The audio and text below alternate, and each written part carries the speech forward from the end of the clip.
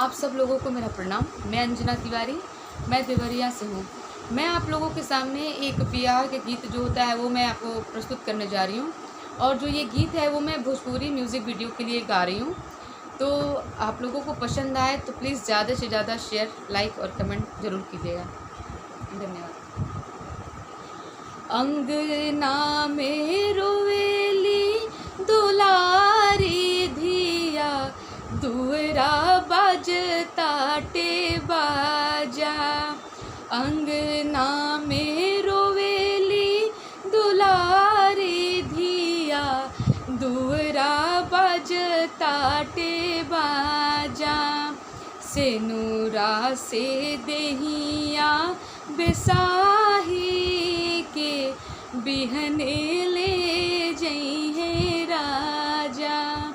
सेनुरा से देहिया बेसाही के, बिहने ले जइहे राजा। बाबा के बगीचा से उखड़े लगाछी, दूसरा के खुटा में बनाई जाली बाछी। ले जइहे पगहा तुराई के, देखी सकल समाज। सेनुरा से देहिया बेसाही के, बिहने ले जइहे राजा। सेनुरा से देहिया बेसाही के, बिहने ले जइहे राजा। माई के करजवा से निकलेली बेटी, कई के बजर छाती बेटी के भेजी। दूर देश सुगनी पठाई के, बंद होई दरवाजा। सेनुरा से देहिया पठाई के, बिहने ले जइहे राजा।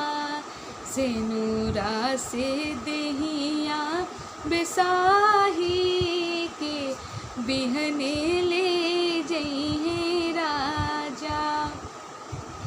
डोली तुहार जाय दशरथ दुवरिया, आजी से कौशल्या के तू मनिह महतरिया।